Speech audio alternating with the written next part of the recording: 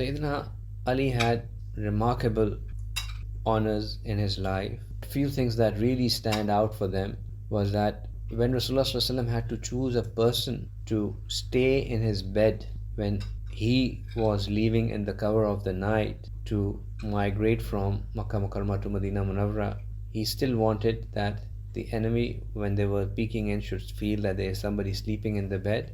And they also, Rasulullah ﷺ wanted to see one leave someone behind to carry out a very important responsibility, which was that because he was such a trustworthy person, even his enemies would come and leave their things with Rasulullah ﷺ, that this is a amanat that we are leaving with you, we'll take it back from you. And Rasulullah ﷺ, being the honest and upright person that he was, he didn't want to leave Makkah Mukarramah and not take care of those amanats that had been left with him. So he said that he left Ali radiallahu ta'ala anhu in his place, and he made him responsible that this belongs to this belongs to this belongs to this, you give it to them.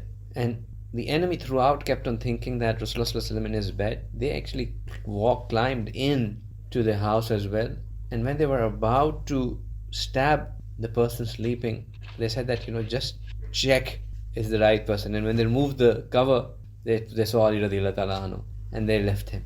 So subhanallah, one of the honors that Rasulullah gave to Ali radiallahu ta'ala anhu was that he appointed him to be his naib, his representative, while he was migrating, and also to be in his bed, and also to give the amanats that he had with him. Sayyidina Ali radiallahu ta'ala anhu also had a habit of maintaining a diary, and in that diary he had written down many of ahadith of Rasulullah, and those ahadith are called Sahifa Ali. And in this there are around about 746 ahadith that come from that, and all those 746 ahadith have the category of Sahih. So when they are formally documented later on, they were all taken as Sahih Hadith. So that's again a big honor. Ali radiallahu ta'ala anhu also had his own personal Quran. So the Sahaba Ikram, what they had done was that there was no compiled copy of Quran in the time of Rasulullah, but some of the Sahaba had taken down Quran and had written it down in their own booklets, in their own copies. And one such booklet or Quran was with Sayyidina Ali radiallahu ta'ala anhu, which he presented to Rasulullah, and Rasulullah, when he read it to Rasulullah was very pleased with it. So he also had the honor of having his own copy of Quran, which was later on then, once the copy that Usman radiallahu ta'ala had prepared, then all the other copies were removed. So, but prior to that, he had his own copy of Quran as well. Hazrat Ali had remarkable knowledge. His ilm was compared to no other Sahaba.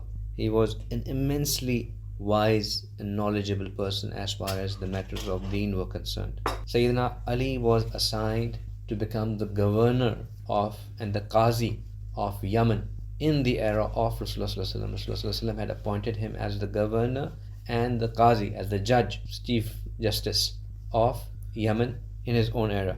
And Ali radiallahu ta'ala anhu actually said to Rasulullah, Ya Rasulullah, I'm very young. I probably am not, wise enough to be the chief justice. So how would I go and execute justice over there? So Rasulullah, he put his blessed hand on Ali radiallahu ta'ala anhu's chest, and he said, Allahumma ihdi qalbahu wa sabbit lisanahu. That, O Allah, give his heart guidance and give his tongue steadfastness. So Ali radiallahu ta'ala says that after this dua, whenever there were two things that came in front of him with which he had to decide, his heart immediately knew what was the right thing to go for. He was immediately able to decide on the right thing. And Allah subhanahu wa ta'ala gave him such wisdom that throughout he was always able to do the right justice or take the right decisions between them. Rasulullah also on one occasion said that in my ummah the best Qazi is Ali. So that was the result of the dua of Rasulullah. Ali radiallahu ta'ala anhu had such personality that Umar radiallahu ta'ala anhu, who himself was such a great person, would used to say that Ali radiallahu ta'ala anhu has three such things that I prefer that these three honors would be with me as well. And he said that I would prefer them to have them with me more than I would want to have the red camel. Surh Unt, like red camel is a very precious thing for the Arabs. So he said I would even prefer to have it more than that. One, that him being the son-in-law of Rasulullah Sallallahu Alaihi Wasallam. So Fatima radiallahu ta'ala anhu was in marriage of Sayyidina Ali. So he said, that I would have liked to be the son-in-law of Rasulullah Sallallahu Alaihi Wasallam as well. Then the fact that he had the same permissions as Rasulullah Sallallahu Alaihi Wasallam. Sayyidina Ali had the same permissions as Sayyidina. In what sense? That Sayyidina Ali's house was also attached to masjid, just as Sayyidina Rasulullah Sallallahu Alaihi Wasallam's house was attached to the masjid.